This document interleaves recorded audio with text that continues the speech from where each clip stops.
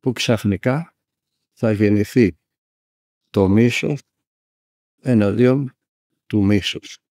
Και όταν μισήσουμε το ότι μισούμε τους άλλους, τότε θα έχει γίνει το καινούριο το οποίο ήρθε να κάνει ο Χριστός.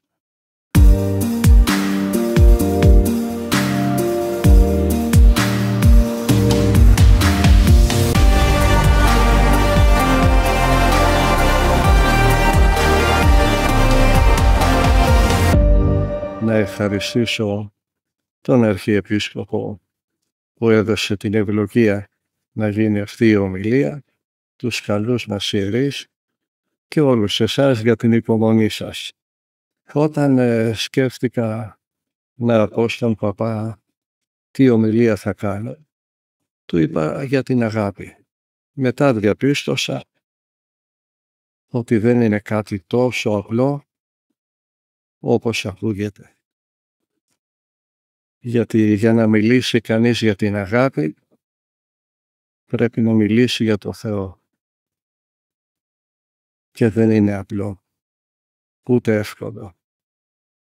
Και έπεσε στα χέρια μου αυτό το βιβλίο να το διαβάσετε, η ιστορία του Χριστού του Γιωβάνι Παπίνη, εκδόσεις Αστήρη. Το είχα διαβάσει πριν χρόνια, πριν πολλά χρόνια. Μου είχε κάνει τρομερή εντύπωση. Είναι η ιστορία του Χριστού. Δεν μπορείτε να φανταστείτε τι θα διαβάσετε. Ειδικά ώρες κάνει κάτι πετάγματα πραγματικά στον ουρανό ο συγγραφέας. Πρώην άθεος, πρώην άπιστος, μετεστράφη στο χριστιανισμό, δεν κράτησε την πίστη σωστή ως το τέλος, αλλά αυτό το βιβλίο είναι αριστούργημα. Πέπεσε το μάτι μου σε ένα κεφάλαιο επί του όρους ομιλία και μιλάει για την αγάπη. Όλα τα Ευαγγέλια μιλούν για την αγάπη, γιατί μιλούν για τον Χριστό. Αλλά έξω από το Ευαγγέλιο, από τη Καινή Διαθήκη, αυτό το βιβλίο είναι η ωραιότερη βιογραφία της αγάπης. Ένα κεφάλαιο τώρα στην επιτόρους ομιλία, λέει ο συγγραφέας. Η επιτόρους ομιλία είναι ο πιο περιούσιος τίτλος της ανθρωπότητος, που θα την έσωσε από την καταδίκη να υπάρχει σαν άφριστος. Όποιος διάβασε μια φορά αυτή την ομιλία και δεν αισθάνθηκε ένα βαθύ ψυχικό ρίγος, μια λύπη τύψεως και αγάπης, μια τρυφερότητα που πάει να γίνει κλάμα, μια υποσυνείδητη όθηση να κάνει κάτι ώστε αυτά τα λόγια να μην μείνουν μονάχα λόγια, είναι άπειρα αξιολύπητος. Μιλάει για το πώς καθόταν ο Χριστός πάνω στον τόπο και κάνει την επί του όρους ομιλία που δείχνει τον χριστιανισμό, λέει ο συγγραφέας, σαν τον ανατροπέα που αναποδογυρίζει όλα όσα είχαν πει ή πριν από αυτόν, που θέλησαν να δώσουν στους λαούς ηθική και θρησκεία. Ακούσατε, λέγει ο Χριστός, εγώ δε λέγω ημίν. Τι ακούσανε πριν από τον Χριστό? Πραγματικά πολλοί είχαν μιλήσει για την αγάπη, η οποία δεν έχει καμία σχέση με την αγάπη του Χριστού. Αυτοί που αρνούνται τον Χριστό βρίσκουν 1002 δικαιολογίες, γιατί το να δεχτούν τον Χριστό θα ήταν σαν να παρανιόντουσαν τον εαυτό τους οι άνθρωποι. Και επειδή δεν θέλουν να αλλάξουν, απορρίπτουν τη διδασκαλία του Χριστού. Μίλησανε κι άλλοι για αγάπη, δεν μίλησε μόνο ο Χριστός. Αυτοί που τον αρνούνται λοιπόν για να δικαιολογηθούν καλύτερα λένε δεν είπε τίποτα που να είναι νέο. και αναφέρουν διαφόρους που μιλήσανε περί αγάπης. Ο συγγραφέας, ο οποίος έχει κάνει μια τρομερή έρευνα, αλλά τα λέει τρομερά απλά, λέει 400 χρόνια π.Χ. ένας Κινέζος σοφός, ο Μεν Τι, έγραψε ολόκληρο βιβλίο και φτιάχνει για να πει ότι όλοι οι άνθρωποι οφείλουν να αγαπιούνται. Ο σοφός έλεγε που θέλει να κάνει καλύτερο τον κόσμο, θα προσέξει κάποια πράγματα.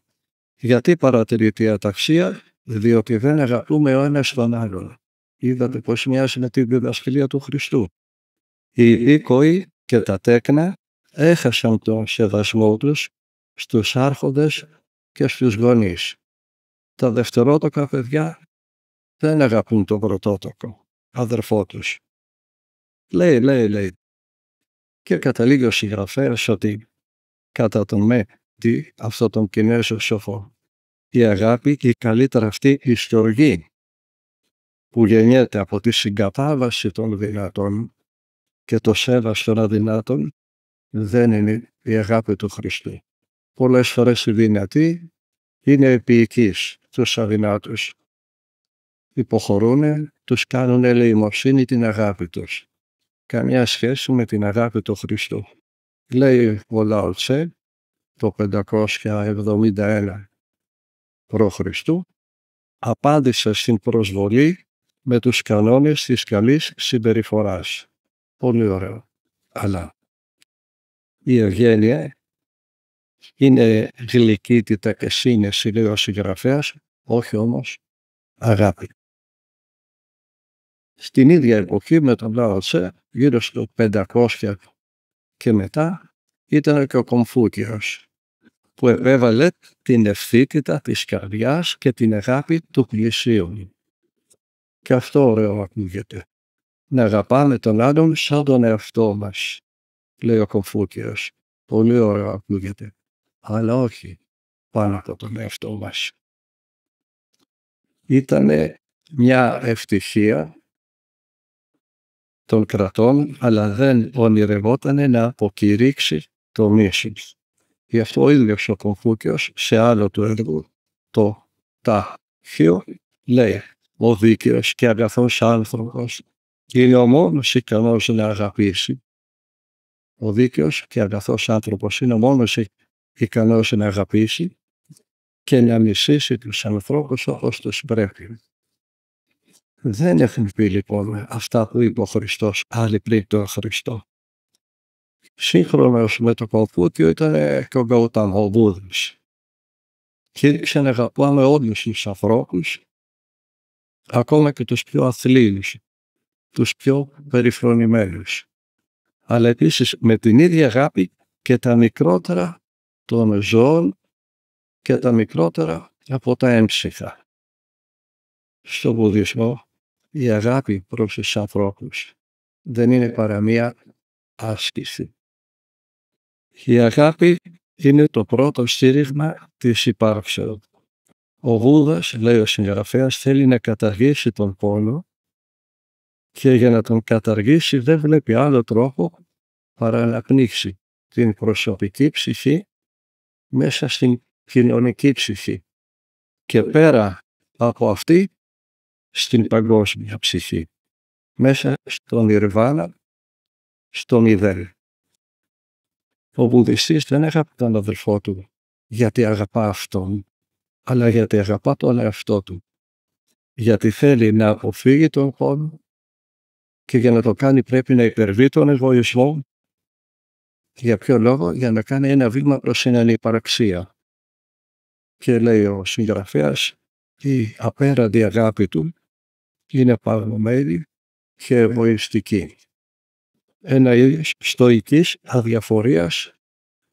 αδιαφορίας τον πόνο και στην χαρά. Και άλλοι καυχόνταν για την αγάπη τους. Στην Αίγυπτο κάθε πτώμα έφερε μέσα στον τάφο ένα απόφθεγμα, ένα κομμάτι από το βιβλίο των νεκρών.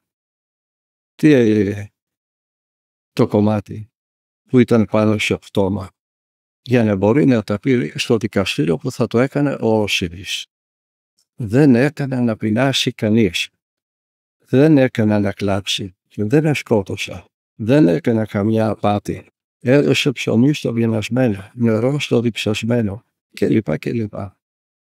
Και λέει ο συγγραφέας, βλέπουμε εδώ τη δικαιοσύνη και τα έργα της ελεημοσύνης.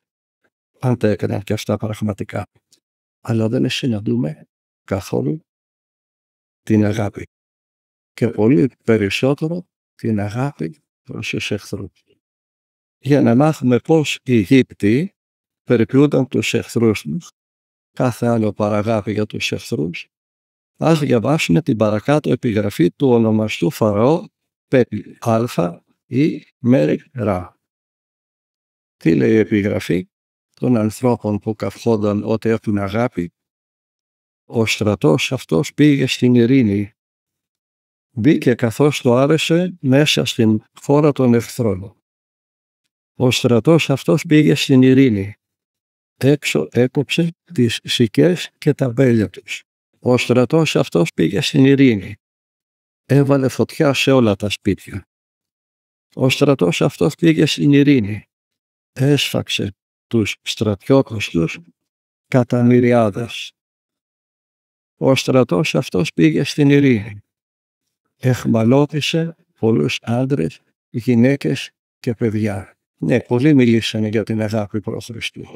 Έχει αυτό σχέση με την αγάπη του να αγαπάς τον εχθρό του? Το 1000 π.Χ. έζησε ο Ζωροάστρης, ο Ζαρατούστρα.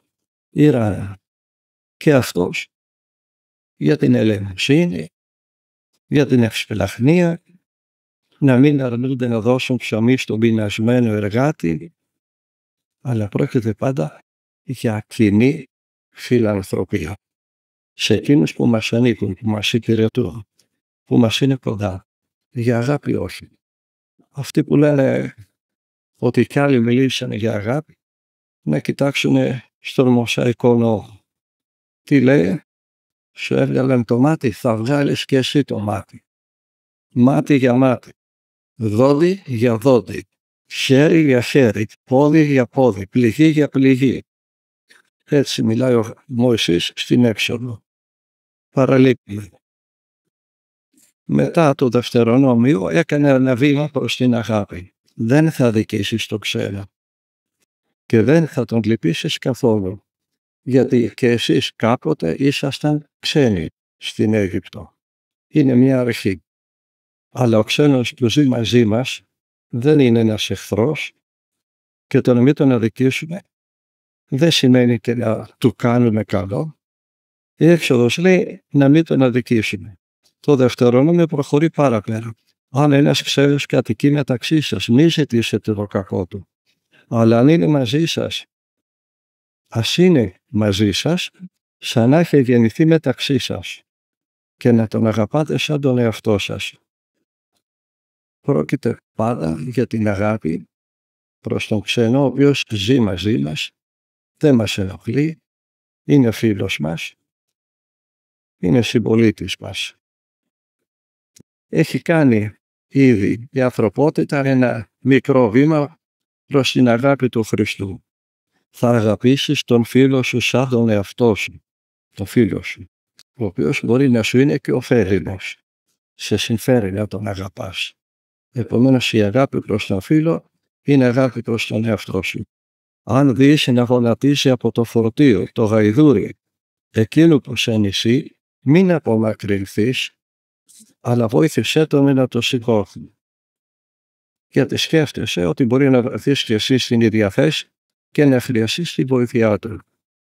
Δυστυχώς ο αρχαίος Εβραίος, λέει ο συγγραφέας, το θεώρησε πολύ να φροντίσει το ζώο του εχθρού. Οι ψαλμοί όμως λένε άλλα. Αναμένα κάρδουν να τους σκεπάσουν τους εχθρούς και. Μόνο αργότερα στις παροιμίες που γράφτηκαν το 500 π.Χ. έχουμε κάτι που θυμίζει τον Ιησού.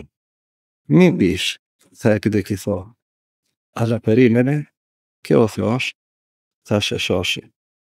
Δηλαδή ο εχθρός πρέπει να τιμωρηθεί. αλλά όχι από τα αδύνατα χέρια τα δικά σου, θα τον τιμωρήσει κάποιος άλλος. Όχι η αγάπη για τον εχθρό. Αν αυτός που σε ανησύει πεινά, δώσ' του να φάει, δώσ' του να πιει.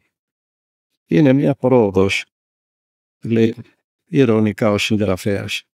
Μέχρι τώρα η αγάπη ήταν προς τα ζώα, τώρα δεν είναι η εντολή, η Αγία Γραφή, να αγαπάς και τον αφέντη του ζώου. Αλλά από αυτά τα δειλά κοφθέγνατα, τα κρυμμένα στους κόλπους της βίβλου, δεν μπορούσαν βέβαια να αναβρίσουν τα θαυμαστά λόγια της αγάπης που ακούστηκαν στην επί του όρους ομιλία. Μου λένε άλλοι, υπάρχει και ένας μεγάλος ραβίνος, ο Χιλέλ, ο μεγάλος Χιλέλ, ο δάσκαλος του Γαμαλίλ, ο Χιλέλη, ο Χαμαλή, ο περίφημος αυτός Φαρισαίος, ζούσε λίγο πρωτήτερα από τον Ιησού και δίδασκε, λένε, αυτά που δίδαξε ο Ιησού.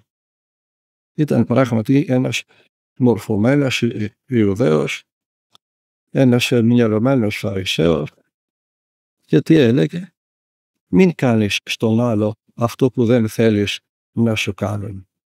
Όλος ο νόμος αυτό είναι. Τα υπόλοιπα δεν είναι παρά σχόλια. Και λέει ο συγγραφέας ωραία λόγια για ένα δάσκαλο του αρχαίου νόμου. Αλλά πόσο δεν απέφυγε από εκείνη αυτό που τον ανέτρεψε. Η εντολή είναι αρνητική. Μην κάνεις, λέει. Δεν λέγει κάνε το καλό σε αυτό που σου κάνει το κακό. Αλλά μην κάνεις στους άλλους. Και ασφαλώς πρόκειται για τους συγγενείς και τους φίλους. Λέει ο συγγραφέας και άλλα για να δείξει πόσο κάτω, πόσο πίσω ήταν ακόμα η αγάπη πριν έρθει ο Χριστός. Ο Φίλων, Αλεξανδρινός Ιουδαίος και πλατωνικός μεταφυσικός, 20 χρόνια αρχαιότερος του Ιησού, άφησε μια πραγματεία περί της αγάπης των ανθρώπων.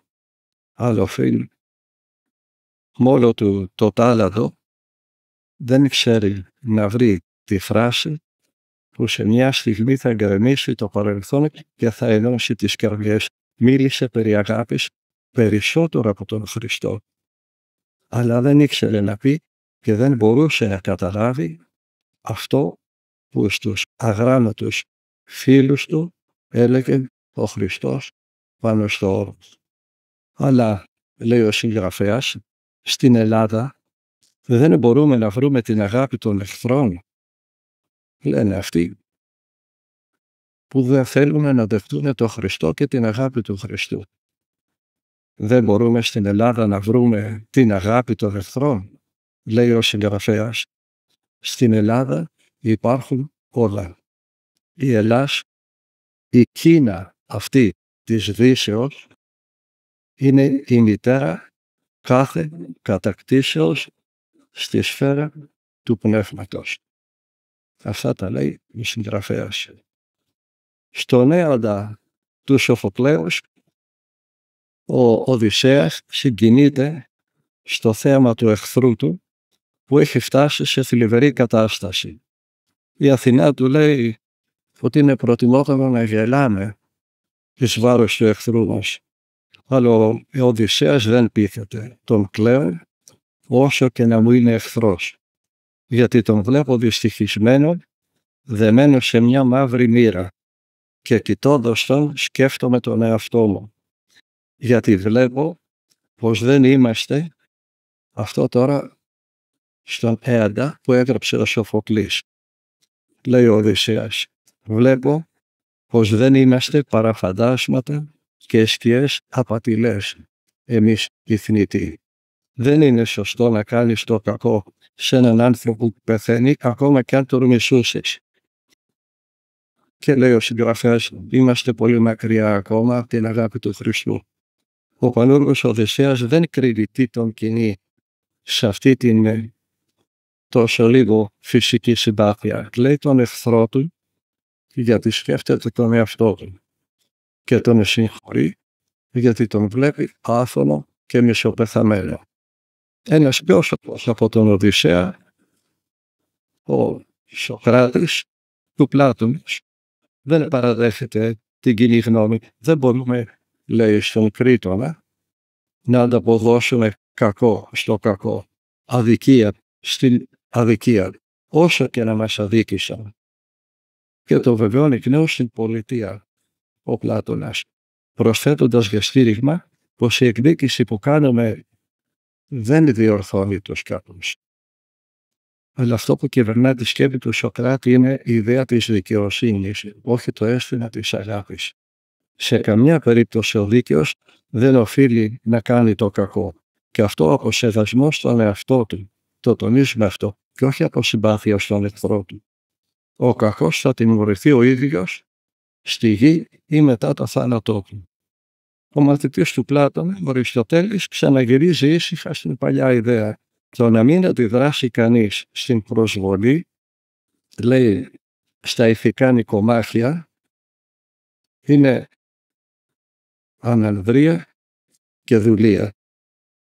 Πριν από τον Χριστό, λέει ο συγγραφέας, και αυτό μου έκανε εντύπωση, χριστιανούς δεν βρίσκεις πολλούς στην Ελλάδα, που συνέβη ότι κάποιους έβρισκες. Ποιοι είναι οι χριστιανοί, οι προ-Χριστού? Έχουμε μιλήσει γι' αυτό 1 ώρα. Πώς θα σωθούν εκείνοι που είναι έξω από τον χριστιανισμό? Αλλά αυτοί που επιμένουν να μην δέχονται τον Χριστό βρήκαν άλλον, τον Σενέκα, σοφός. Αυτοκτόνησε το 65 εξαιτίας του Νέρολα. Ο Σενέκας, λέει ο συγγραφέας, ο αριστοκράτης φιλόσοφος, ο χωρίς συγκίνηση μπροστά στον πόνο των ταπεινών, φιλόσοφος, αλλά ζηλότυπος φύλακας του πλούτου, που κήρυτε την ισότητα των δούλων με τους ελευθέρους και την ίδια στιγμή είχε ο ίδιος δούλους. Ο Σενέκας λέει, ο σοφός δεν εκδικείται, αλλά ξεχνά την προσβολή. Πολύ σοφό, πολύ ωραίο. Αλλά με το να ξεχνάς, που σου λέει ο φιλόσοφος, δεν σου λέει να συγχωρήσεις. Πολύ περισσότερο δεν σου λέει να αγαπήσεις. Πόσο απέχουν όλα αυτά τα ωραία λόγια των προ-Χριστού με αυτό που είπε ο Χριστός. Ο αρχαίος κόσμος δεν γνώριζε την αγάπη. Ήξερε το πάθος για την γυναίκα, τη φιλία για τον φίλο, την δικαιοσύνη για τον πολίτη, την φιλοξενία για τον ξένο, αλλά όχι την αγάπη. Ο Ζεύς προστάτευε τους ταξιδιώτες και τους ξένους. Όποιος χτυπά την πόρτα του Έλληνα θα δεχτεί ένα κομμάτι κρέας, μια κούπα κρασί, ένα κρεβάτι. Οι φτωχοί βρίσκουν μια γωνιά, οι άρρωστοι ένα κρεβάτι. Οι λυπημένοι ωραία λόγια παρηγοριάς. Αλλά οι αρχαίοι δεν γνώρισαν την αγάπη που υποφέρει, που θυσιάζεται για τον άλλον. Την αγάπη για τους ταπεινούς, για τους καταφρονεμένους και τους περιφρονημένους.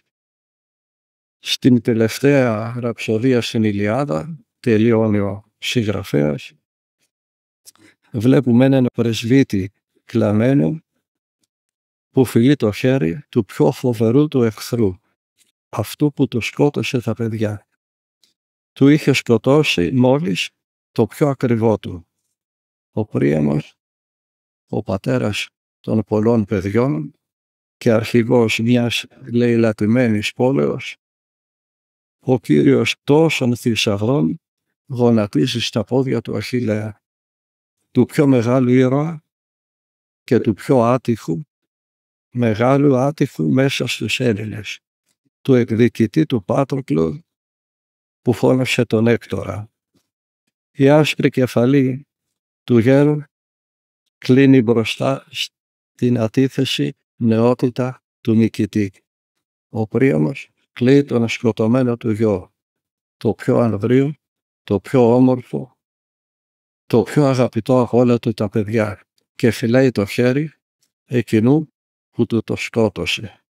Και εσύ, λέει στον Αχιλλέα, και εσύ, του λέει, έχεις μακριά έναν σπρωμάλι πατέρα, χωρίς δύναμη και προστασία. Στο όνομα της αγάπης του πατέρα σου, δώσ' μου το κορμί του παιδιού μου. Και ο Αχιλλέας ο φωνιάς Από θύρεμα τον νικέτη και τον παίρνουν τα κλάματα. Και οι δυο εχθροί. Νικητής και νικημένος.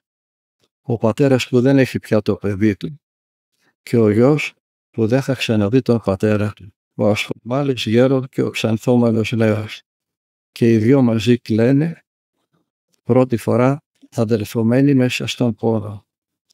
Οι άλλοι γύρω τους παρατηρούν κατάπληκτοι και άφρονοι. Και εμείς ακόμα ύστερα από 30 αιώνες δεν μπορούμε να βαστίξουμε τη συγκίνησή μας μπροστά στα δάκρυά τους. Αλλά, συνεχίζει ο συγγραφέας, το φίλημα του Πριάνου δεν έχει ούτε συγγνώμη ούτε αγάπη. Ο εχθρός βασιλιάς ταπεινώθηκε στα πόδια του Αχιλλέα για να πετύχει μια χάρη δύσκολη και όχι συνηθισμένη. Και ο Αχιλλέας δεν κλαίει ούτε τον Έκτορα ούτε τον Πριάμο, αλλά τον χαμένο φίλο του, τον Πάτροκλο, που τον αγαπούσε περισσότερο από όλους. Κλαίει για τον πατέρα του, τον Ιεροπηλέα, που τον άφησε στη Φθία. Από εκεί βγήκε η σημερινή φθιότητα. Τον πατέρα του που δεν θα τον αγκαλιάσει πια, γιατί οι μέρες του είναι μετρημένες. Και αν παραχωρήσει τον πατέρα, τον Πρίαμο, το κορμί του παιδιού του, αυτό το κορμί του το έσυρε μέσα στη σκόνη, είναι γιατί ο Δίας το θέλησε και όχι επειδή σβήστηκε η οργή του να εκδικηθεί. Καθένας λέει για λογαριασμό του. Όσο τραγικό και συγκινητικό να είναι. Βλέπετε πόσο απέχει από την αγάπη του Χριστού. Παραλείπουμε πολλά. Γιατί λέει ο συγγραφέας, για αυτή την αγάπη δεν μίλησε πριν από τον Ιησού κανένας. Μεταξύ αυτών που έκαναν λόγο για την αγάπη. Κανείς δεν την ήξερε πριν από την επί του όρους ομιλία. Να το μεγαλείο και η καινοτομία του Ιησού. Η μεγάλη του καινοτομία. Το αιωνίως νέο μεγαλείο του. Νέο και για μας που δεν το προσέξαμε. Δεν το μιμηθήκαμε και δεν το εφαρμόσαμε. Όταν ήμουν νομική, ήταν εδώ η δικτατορία της Χούντας. Θα κάναμε μια εκδήλωση στο αμφιθέατρο και μας είχαν δώσει εντολές. Εσείς που είσαστε τα καλά παιδιά θα καθίσετε στη δεξιά πλευρά του αμφιθέατρου, όχι με τους άλλους. Όσο μπαίνοντας κάποιος να βλέπει με μια ματιά ποιοι είναι οι εναντίον της Χούντας, ποιοι είναι υπέρ της Χούντας. Και όταν μιλήσει ο καθηγητής και πει «Παιδιά, ησυχία, Βουλή θα το κάνουμε εδώ, δεν θα το κάνουμε Βουλή, τότε θα χειροκροτήσετε όλοι». Το ακούσατε? Μόλις πει «δεν θα το κάνουμε Βουλή», θα χειροκροτήσετε όλοι. Τόσο πολύ δεν θέλαμε δημοκρατία και Βουλή. Αλλά τώρα υπάρχει και Βουλή άδουλη, θα χειροκροτήσετε όταν πει «δεν θα το κάνουμε Βουλή». Αυτό η γαλάζια δικτατορία, γιατί οι δικτατορίες είναι παντού ίδιες. Οι κόκκινες είναι οι μαύρες, είναι ο ίδιος θάνατος που έχει αλλάξει ρούχο. Το ίδιο έγινε και στη Ρωσία. Ένα μεγάλο θέατρο, ένας μεγάλος ηθοποιός γέννησε το θέατρο κόσμο και είχαν δώσει και εκεί τις ίδιες εντολές. Όταν ο ηθοποιός θα διαβάσει την επί του όρους ομιλία, όταν πει «μακάρι φτωχοί το πνεύματα», εκεί να αρχίσετε να γελάτε, εκεί να αρχίσετε να κοροϊδεύετε και να κάνετε ου. Οι ίδιοι δικτάτορες αλλάζουν ρούχα. Μη μας κοροϊδεύετε και μη σας κοροϊδεύουν. Άρχισε λοιπόν ο ηθοποιός να διαβάζει. Μεγάλος ηθοποιός, γνωστός ηθοποιός. Ειδών δε τους όχλους, διάβαζε ο ηθοποιός, ανέβη στο όρος και καθίσαντος αυτού προσήλθαν αυτό οι μαθητέ αυτού και ανοίξας το στόμα αυτού εδίδασκεν αυτούς λέγανε. Περιμένανε η αστυνομία και τα περίστροφα. Μακάρι η πτωχή το πνεύματι ότι αυτόν εστίν η βασιλεία των ουρανών. Μακάρι οι πενθούντες ότι αυτοί παρακληθήσονται. Μακάρι οι πραείς, ότι αυτοί κληρονομήσουσι την γη. Μακάρι οι πεινώντες και διψώντες στην δικαιοσύνη, ότι αυτοί χορταστήσονται. Μακάρι οι ελεήμονες, ότι αυτοί ελεηθήσονται. Μακάρι οι καθαροί την καρδία, ότι αυτοί τον Θεόν όψονται. Μακάρι οι ειρηνοποιοί, ότι αυτοί οι Θεού πληθύσονται. Μακάρι οι διαδιωγμένοι ένι την δικαιοσύνη, ότι αυτό είναι η βασιλεία των ουρανών. Μακάρι εστε, είσαστε ευτυχισμένοι, ευλογημένοι, όταν ονειδήσωσιν ημάς και διώξωσιν και είπωσε παν πονηρών ρήμα καθημών, ψευδόμενοι ένεκεν μου. Χαίρετε και αγαλιάστε, ότι ο μισθός ημών πολύς είναι της ουρανής. Ημείς εστε το άλλας της γης. Άλλοι είχαν παγώσει, άλλοι είχαν αρχίσει να κλαίνουν. Και ο ηθοποιός δεν σταμάτησε. Συνέχισε να διαβάζει το κατά Ματθαίον Ευαγγέλιο. Ο κόσμος έκλαιγε. Ρίξανε γρήγορα την κουρτίνα και ορμήσανε πάνω στη σκηνή. Δεν τον ξαναείδε ποτέ κανείς. Όταν κάνετε κομποσχή υπέρ αναπαύσεως, μνημονεύετε υπέρ Αλεξάνδρου Ροστόσεφ. Δεν τον είδε ποτέ κανείς.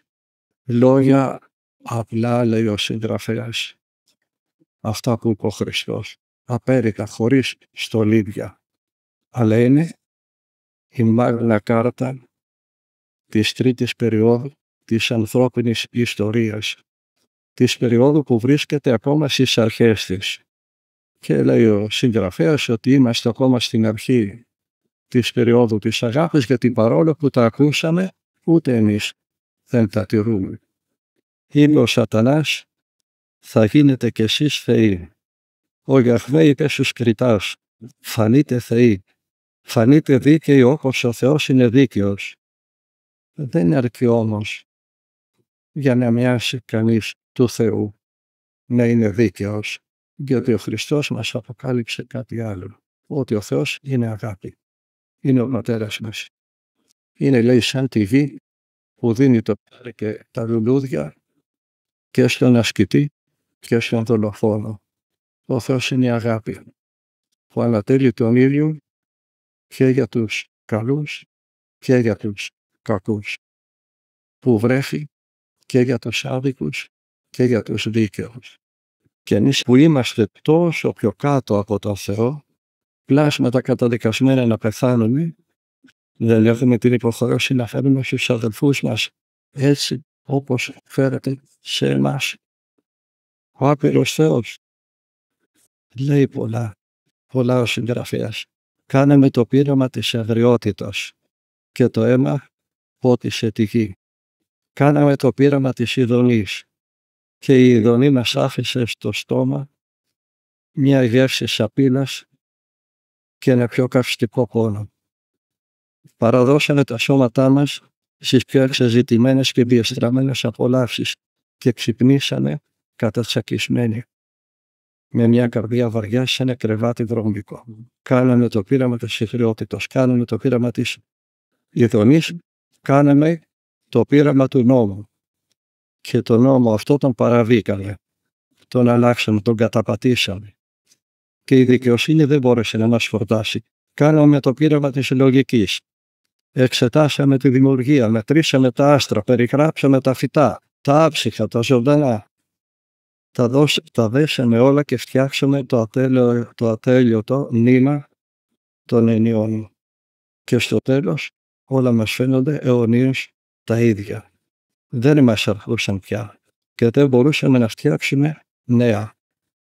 Ονόματα και αριθμοί δεν έσβηναν τη δίψα και οι πιο σοφοί κατέληξαν να ομολογήσουν την άγνοιά τους. Κάναμε το πείραμα της τέχνης και η αναπηρία μας απέλπισε τους πιο δυνατούς, γιατί το απόλυτο δεν κλείνεται μέσα στα σχήματα. Η εξεργασμένη ύλη δεν διατηρεί το εφήμερο. Κάναμε το πείραμα του πλούτου και βρεθήκαμε ακόμα πιο αδύνατοι. Σε τίποτε η ψυχή μας δεν καθησύχασε. Σε κανένα ίσκιο το σώμα μας δεν αναπαύτηκε όπως θα ήθελε. Και λέει. Ο Χριστός μας προτείνει το δικό του πείραμα, το τελευταίο. Το πείραμα της αγάπης. Αυτής που κανείς δεν τη φαντάστηκε και λίγοι τη δοκίμασαν σε σπάνιες στιγμές της ζωής της. Αυτής που είναι η πιο δύσκολη. Αλλά που η φύση μας τη μισεί, γιατί πρέπει να υποχωρήσουμε σε πολλά για να δείξουμε την αγάπη του Χριστού. Και ο άνθρωπος έτσι που γεννιέται δεν σκέφτεται παρά τον εαυτό του. Δεν αγαπά παρά τον εαυτό του. Πετυχαίνει κάποτε ύστερα από μεγάλες προσπάθειες να αγαπήσει λίγο καιρό τη γυναίκα του και τα παιδιά του, να υποφέρει μαζί με εκείνους που του έκλεξαν, σκότωσαν, αγωνίστηκαν. Μπορεί να αγαπήσει σπάνια ένα φίλο. Ο αυτός του μισεί αυτούς που δεν θέλουν να τον αγαπήσουν. Και όμως αυτό είναι που ζητάει ο Ιησούς, την αγάπη των εχθρών, για να δημιουργηθεί ο νέος άνθρωπος, για να νικηθεί ο αρχαίος Άδαμ. Μέχρι σήμερα ο άνθρωπος αγαπά τον εαυτό του και μισεί όποιον τον μισεί. Ο άνθρωπος της μελούσης βασιλείας θα μισεί τον εαυτό του και θα αγαπά όποιον τον μισεί. Τον αγαπά κανείς των πλησίων του, σαν τον εαυτό του, είναι κάτι το ασήμαντο. Μια παραχώρηση απλή στον κοινωνικό εγωισμό. Γιατί αυτός που εξακολουθεί να αγαπά τον εαυτό του δεν μπορεί να αγαπά τέλεια τους άλλους και βρίσκεται μόνιμα σε αντίθεση μαζί τους. Ποιο δικαίωμα έχουμε να μισούμε τους εχθρούς μας, αφού και εμείς πέφτουμε στο σφάλμα αυτό που θεωρεί, που δικαιολογεί το μίσος μας. Το μίσος. Ποιο δικαίωμα έχουμε να μισούμε, έστω και αν μας έκαναν κάποιο κακό. Έστω και αν τους πιστεύουμε ότι είναι αιμοφθηροί, όταν και εμείς πολύ συχνά είμαστε ένοχοι σε τόσα και τόσα και μολυσμένοι από τις ίδιες κακίες. Ο εχθρός μας λέει είναι ο σωτήρας μας και εξηγεί το γιατί. Πρέπει να τον ευγνωμονούμε κάθε μέρα και εξηγεί το γιατί. Μόνο ο εχθρός μας ξέρει να βλέπει και να λέγει χωρίς να υποκρίνεται ότι είναι κακό και άσχημο επάνω μας. Μας θυμίζει τον αληθινό μας χαρακτήρα και του οφείλουμε σαν χάρη την αγάπη μας. Και θυμήθηκα κάτι που έλεγε ο Λεωνάρντο ντα Βίντσι. Έχω διαβάσει ένα ωραίο βιβλίο του Μερεσκόφσκι. Όποιος ενδιαφέρεται να μάθει για τον Ντα Βίντσι, ας διαβάσει αυτό το βιβλίο. Τι έλεγε ο Ντα Βίντσι? Μην περιφρονείς ποτέ την κριτική των εχθρών σου. Γιατί? Γιατί ο φίλος επειδή σε αγαπάει, θα λέει όλα τα καλά για σένα. Είσαι καλός, έχεις τούτο, έχεις το ένα, έχεις το άλλο και θα παραμείνεις ο ίδιος. Ο εχθρός όμως επειδή δεν σε φωνεύει, αμέσως θα σου δείξει τα στραβά και τα ανάποδα που έχεις. Και θα τα δεις και θα μπορείς και να τα διορθώσεις. Έξυπνο δεν είναι? Γι' αυτή λέει ο εχθρός μας, έχει ανάγκη την αγάπη μας. Γιατί πρέπει να μάθουμε να βλέπουμε στον εχθρό μας τον αδερφό που δεν συναντήσαμε ακόμα. Πρέπει να μάθουμε να βλέπουμε στον εχθρό μας κάποιον που αγνοεί, που δεν ξέρει. Πρέπει να μάθουμε να βλέπουμε στον εχθρό μας κάποιον που ο διάβολος και οι διάβολοι του τον έχουν κοροϊδέψει και δεν του τα δείχνουν σωστά. Αγαπώντας τον γνωρίζουμε καλύτερα, λέει ο συγγραφέας. Γνωρίζοντας τον καλύτερα, τον αγαπάμε περισσότερο. Αν τον αγαπήσουμε, η ψυχή του θα μας φανεί πιο καθαρή και όχι τόσο κακή όσο τη φανταζόμασταν πριν. Γιατί κάθε εχθρός είναι ένας αδελφός παραγνωρισμένος. Λέει ο συγγραφέας, μισούμε ασυναίσθητα όποιον μας μοιάζει. Φοβερή κουβέντα. Κάτι από μέσα μας που ίσως το αγνοούμε βρίσκεται στον εχθρό μας και μας προκαλεί την αντιπάθειά του. Και θυμήθηκα έναν φίλο μου όταν ήμασταν πιτσιρικάδες, έφηβοι. Τι μου έλεγε? συχαίνομαι να βλέπω στους άλλους τα ελαττώματά μου. Ένα 16χρονο, 17χρονο. Βλέπουμε στους άλλους τα ελαττώματά μας και τους μισούμε, όταν δεν συνειδητοποιούμε ότι είναι τα ελαττώματά μας. Γι' αυτό, λέει ο συγγραφέας, εδώ είναι η ανατροπή που θέλει ο Χριστός. Όταν ο άνθρωπος αγαπήσει ό,τι μισεί σήμερα και μισήσει ό,τι αγαπά σήμερα, τότε η ζωή του θα αλλάξει ριζικά.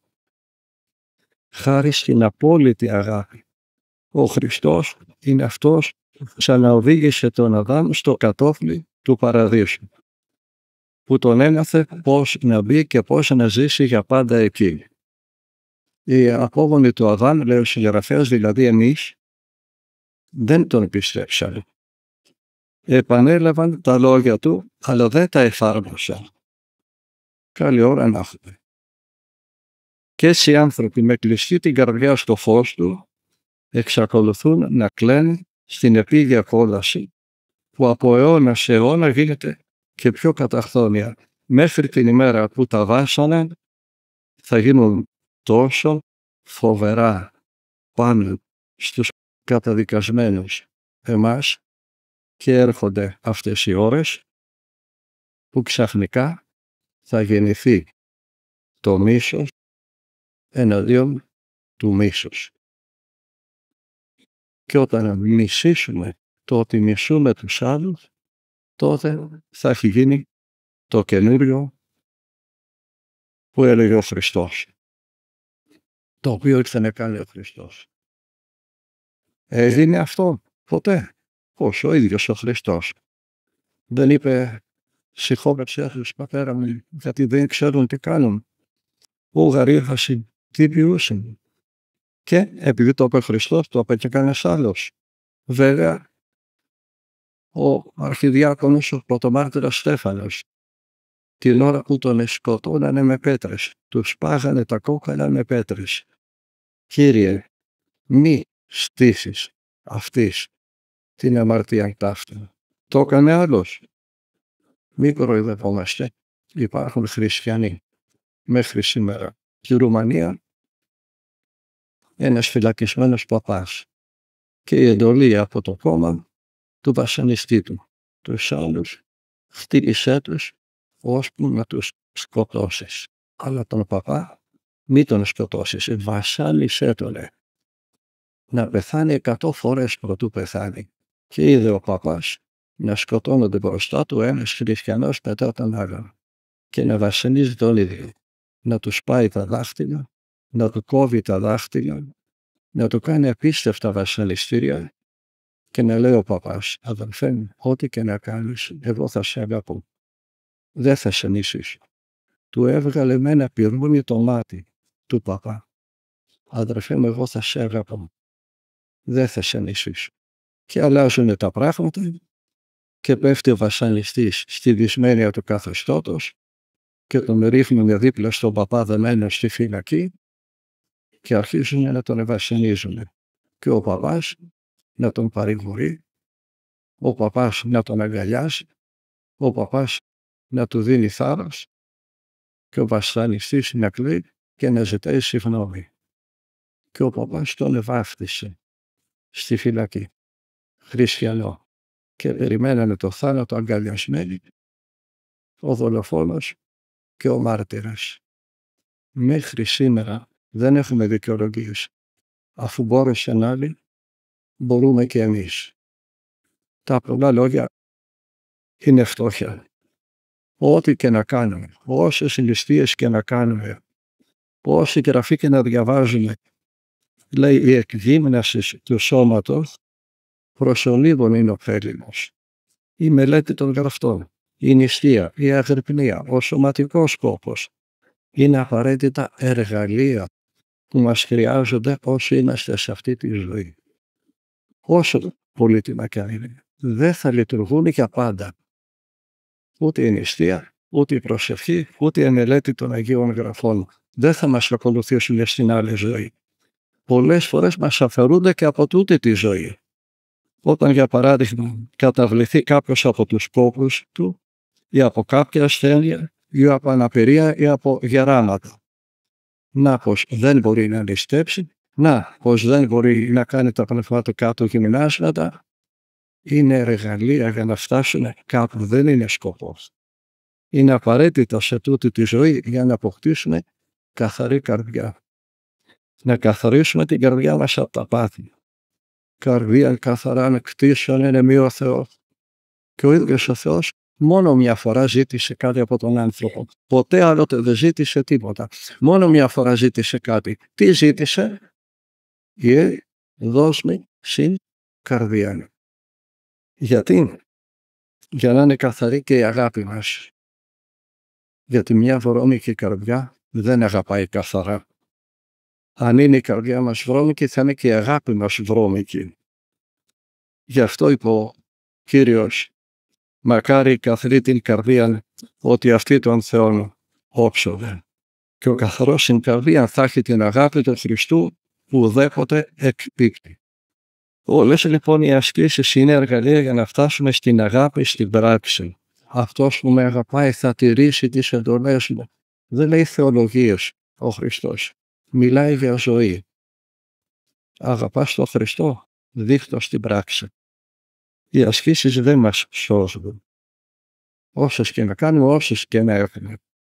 Όταν ο χτίστης έχει εργαλεία αλλά δεν χτίζει, όταν ο κυπουρός έχει εργαλεία αλλά δεν φυτεύει, όταν ο μουσικός έχει ένα όργανο αλλά δεν παίζει μουσική, όταν ο ζωγράφος έχει πινέλα και χρώματα αλλά δεν ζωγραφίζει, άδικα κουράστηκαν και εξόδεψαν και χρήμα και χρόνο για να τα αποκτήσουν. Έτσι και ο χριστιανός που νηστεύει, δουλεύει, αγρυπνεί, αλλά δεν αγαπά, εις μάτιν αγάρεται. Άδικα χαίρεται ο χριστιανός. Γι' αυτό είπα στην αρχή, όταν θέλει κανείς να μιλήσει για την αγάπη, είναι σαν να θέλει να μιλήσει για το Θεό. Και αυτή η ομιλία δεν τελειώνει. Εμείς θα την σταματήσουμε εδώ, γιατί υπάρχουν πολλές συνέχειες. Είναι πάντα η αγάπη μας. Αγάπη είναι ένα μέσο για να εκβιάσουμε τους άλλους, να υποχωρήσουν σε αυτό που απαιτούν. Από αγάπη σου λέω αυτό που σου λέω. Γιατί δεν το κάνεις? Θέλουμε να υποκύψει ο άλλος στον εγωισμό μας, στην υπερηφάνειά μας. Αλλά δεν το λέμε έτσι. Λέμε αφού σε αγαπάω πρέπει να συμφωνήσεις μαζί μου. Όχι, αυτή είναι η αγάπη του διαβόλου. Πόσο μπορεί ένα παιδί να αγαπάει τη μάνα του και η αγάπη να είναι η αγάπη του Χριστού? Όσοι έχουν σπουδάσει ψυχολογία έχουν δει ένα κινηματογραφικό έργο, το ψυχό του Χίτσκοκ. Πόσο μπορεί ένα παιδί να αγαπάει τους γονείς του και η αγάπη να είναι η αγάπη του Χριστού? Δέστε το έργο και θα πάρετε την απάντηση. Πόσο μπορεί να αγαπάει ένας πατέρας την κόρη του και να είναι η αγάπη του Χριστού? Να διαβάσετε το βιβλίο «Ο Αυτοκράτορας της Πορτογαλίας» της Σέλμα Λάγκερλεφ, Σουηδέζα. Είναι η πρώτη γυναίκα που πήρε Νόμπελ λογοτεχνίας. Το βιβλίο το έχει μεταφράσει ένας καταπληκτικός άνθρωπος που λυπάμαι που δεν τον εγνώρισα, πατήρ Ευσέβιος Βίτης, ο οποίος έζησε πολλά χρόνια στη Σουηδία. Μια φτωχή οικογένεια, πανφτωχή, μια καλύβα παγωμένη σε χωράφια γεμάτα λάσπη και κρύο.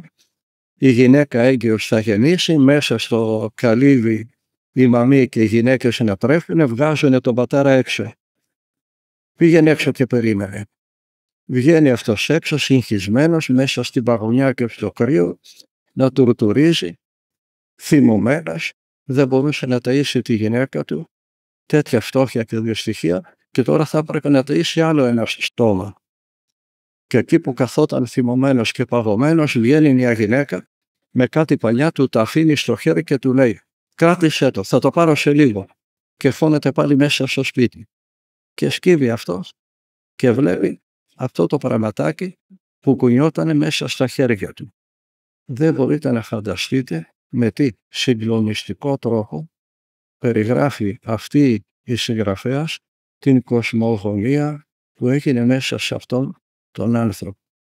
Βγαίνει μετά από λίγο η γυναίκα έξω, του αρπάζει το μωρό από τα χέρια, τον κοιτάζει και τι του λέει?